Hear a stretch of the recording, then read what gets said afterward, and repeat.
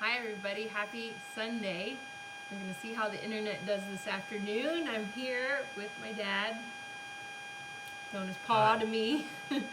And as many of you know, I'm Pete, but especially to him. And a few weeks ago, we introduced kind of this series that we're going to be doing, particularly in my Illuminated Life entrepreneur and leadership group. But I wanted today to actually broadcast it to my full page and give me a minute here while I get it pulled into my Illuminated Life group. And what we're going to be sharing about today is, well, a lot of this has to do with leadership. And I learned at a very young age, not very young, more like, I guess, middle school, especially from him, about the importance of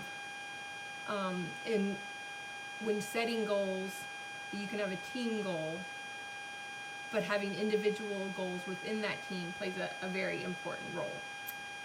Let me find my group here, the Illuminated Life. If you want added to this group, we do leadership, entrepreneurial connection, networking, and marketing training in this group. I would love to have you there. So let me know if you want added. So again, today we're talking about individual goals and how they play a very important role in having a team goal, and as a leader, how we have to really pay attention to the individual. And so I asked my dad to talk with us about this because he's the one that really made me appreciate that. And it kind of goes back to my sports days and my running days. So if you don't mind, go ahead and start out by talking about how you really learned to appreciate this concept of an individual's goals being very vital to an overarching team goal as an athlete yourself and as a coach, even though you were, well, 1 year you were technically a coach, the other years you were just my paw that turned coach. Well, I think, like,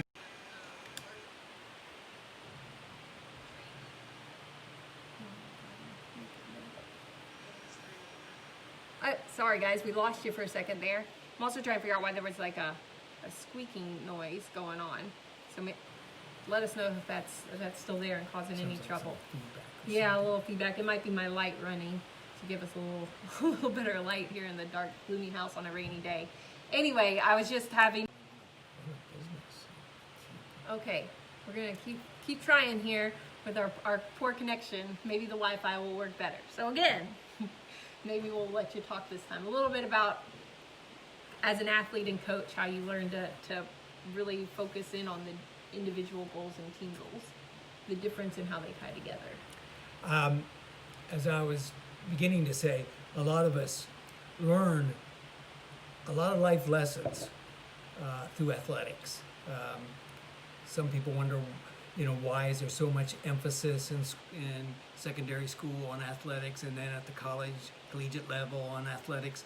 There's some basic fundamental life lessons learned in those situations. Simple stuff like you get out of it what you put into it. And so those kinds of lessons you carry through with you, that oftentimes you really, the rubber met the road, it's in some type of athletic capacity. Well, leadership-wise, one of the things that I learned early on was that individual goals, while they're important and they're very meaningful, and you learn lessons with that, one of the greatest satisfactions that I learned as a young individual was being a leader on a team that, in marshaling everybody's abilities, as varied as they were, making them come together as a team and then achieving things that team really wasn't supposed to achieve because of your pulling together. That feeling of satisfaction and euphoria was something that for the rest of my life I've been trying to recreate in different ways as my life moves on through the different stages. But it was something that I learned on a team, that you have these very different individuals, very different levels of skill sets, but once they learn their role that they play on that team, and the importance of that role, even though it might be 25% of what the superstars do. That 25%, if it's missing, the superstars fail to really achieve what could be potentially in their future or for that team. So I think that's one of the things we want to talk about. And how do you achieve that as a leader? How do you achieve making everybody understand and feel a part of the team? And for me, that really came to life through my years of running track. Both really, I learned it through relays, because we have these 4 legs, and you kind of, everybody on that relay team, even the weakest link, knew they were the weakest link. But there wasn't ever this feeling of shame in it, because he would help us break it down to where we each knew what that split time needed to be to get our own new record or a new school record. And so some days, even if I might have been the fastest leg on that relay, and I might have run, what my goal was, that was maybe even 10 seconds faster than the weakest leg. But that weakest leg might have surpassed their goal by a whole 2 seconds and still been 8 seconds behind me. But the real celebration and excitement would have come around the fact that that person had gone above and beyond what that goal had been for them to run that day. And because of that, we've been able to shatter a new personal record as a team. And in doing that, suddenly that smaller cog of the whole wheel, of the whole machine, becomes the hero, becomes the one you celebrate as a team. And what does that do overall? Brings the team closer, bonds the team, and what they call chemistry. So it's important to, as a leader, always be thinking about who's on your team, what are their capabilities, and how do I, as a leader, kind of recognize their skill set, and how can I accentuate that to benefit the entire team. And then that kind of feeds into the other aspect as a leader, and we talked about this a bit ago, is that it's one thing if you're the leader, like you're the coach of the team, or you're the CEO of the company, or you're leading a whole agency or field of people underneath you. But you have to instill that importance in the rest of your team as well, of understanding the importance of the different legs of your team, so that this guy who is your kind of star isn't just focused on him, because he needs to be focused on those other legs and those other goals. And so it's not just about you as the leader understanding the whole big picture and what the individual parts and goals are, but the whole team. So if you can kind of... Well, the interesting thing, and of course this has been an interesting year, everybody can agree on that, but one of the things that I found, I guess fascinating, but in a negative sort of way, was when we first started entering into this, they started labeling people as either essential or non-essential. Nobody wants to be told they're non-essential. Nobody. What a poor choice of words. Okay, so with that thought, everybody on your team, everybody in your group, they have importance. And you can go farther as a group. And let's face it, even those superstars, they use the group as their launching pad. Is it not in their benefit to start their launching pad from up here as opposed to down here? Well, how do they get it up there? It's the team. It's the support staff. So they're not. You don't walk around as the the top salesperson or whatever as a prima donna. No, you give praise and thanks and recognition to those down there that are supporting you. And in doing that, a couple things happen. One, the support staff feels their self-worth is raised. They are essential. They are part of the team. They are part of the mission. And in doing that, they try harder. And that's what pushes up the launching pad where the entire group can start at a higher level when they go for their goals. It's an amazing thing to watch, but even more amazing to be a part of. And that's what you're striving for to create in a team. And so it's important to spend time with both groups, but it's also important to make sure everybody on your team understands that there are no spare parts. Everybody has a mission. If they were, quote, non-essential, they wouldn't be on your, why do we have you on your team anyway? That's just dead weight, dead wood. So they're there for a purpose, and it's important for everybody to recognize it, so you don't just celebrate the victories and the achievements and the top sales awards to your overachievers. You recognize the skill sets that the other support people, the other salespeople, the other people within your group, and you celebrate them as well as they achieve their advances along the way. And in doing that and accentuating their importance, suddenly these people up here hear about that. And they begin to relate how that individual, these others that might not always be getting the awards or the accolades, they'll start to recognize their importance, and they start feeding back. And that's exactly what you want as a leader.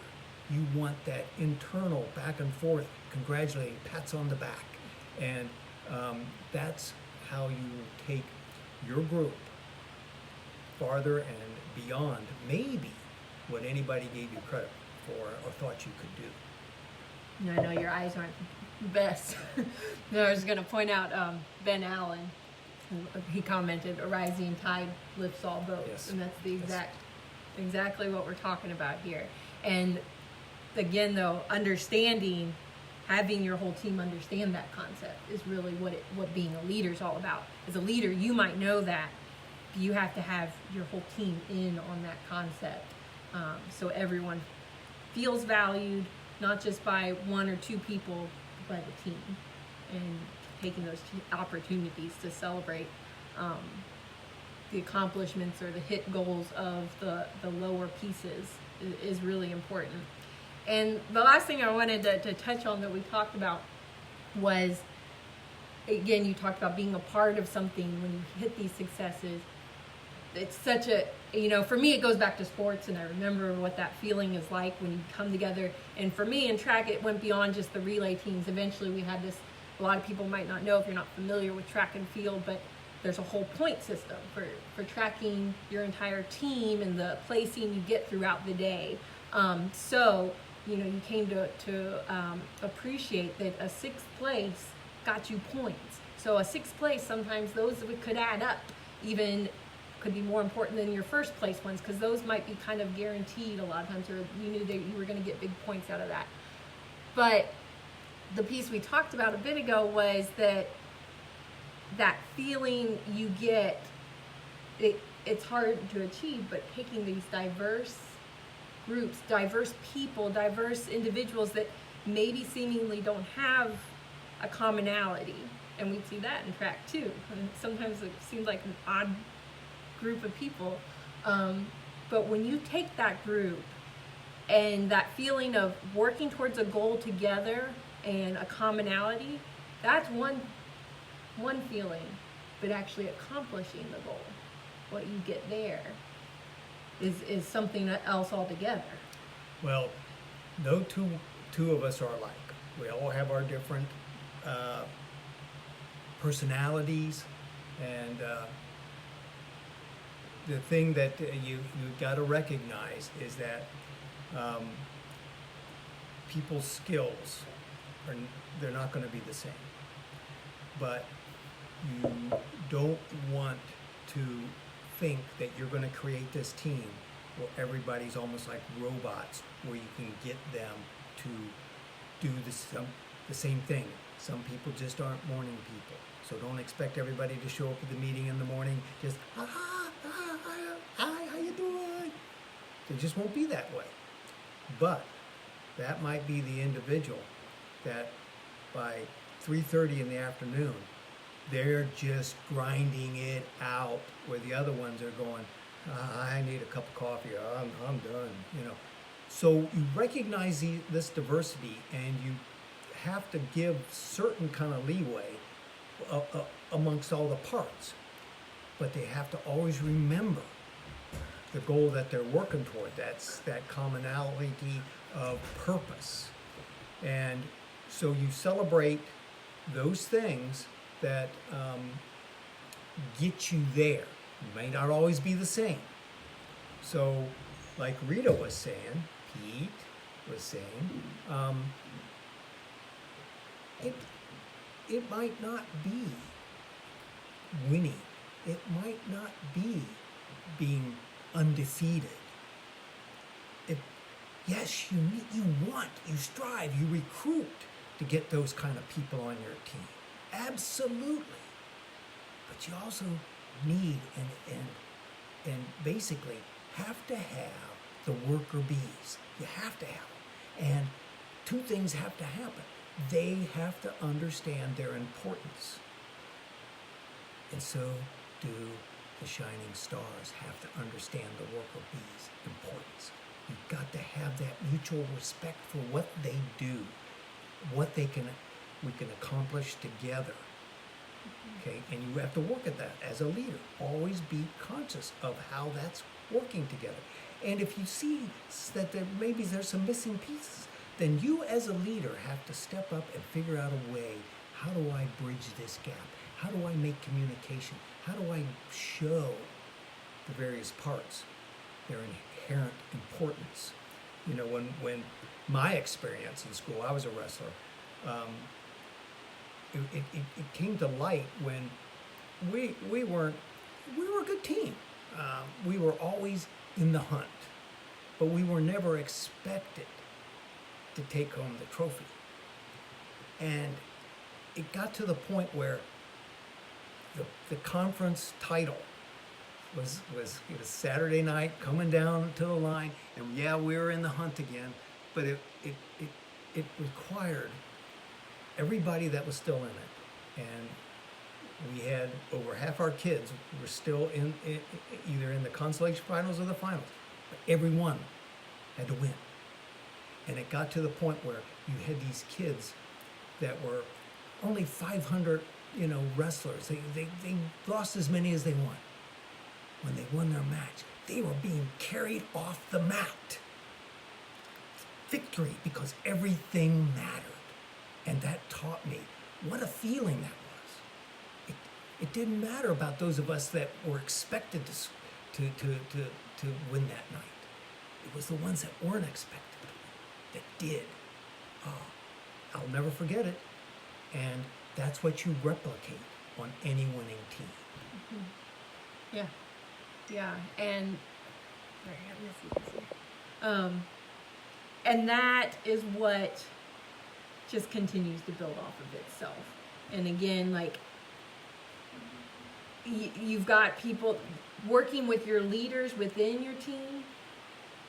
You're working on something different with them than you are those people at the lower end, because with your leaders, you've got to help them see what you already see, which is all these moving parts are important.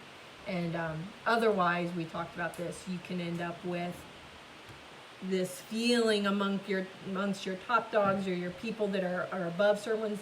They feel threatened by the rise of these other individuals. And you don't want that on your team. You don't want anyone looking down on somebody else's successes, even if those successes are, they're not is big, they can see that as a threat if you don't breed this culture in your business of. There's nothing more, there's not a bigger buzzkill on a team effort than those that only look inward on their own success. You need to work, anybody that has that understanding or that feeling that you get a sense of as a leader, you must work on them. And I'll tell you right now,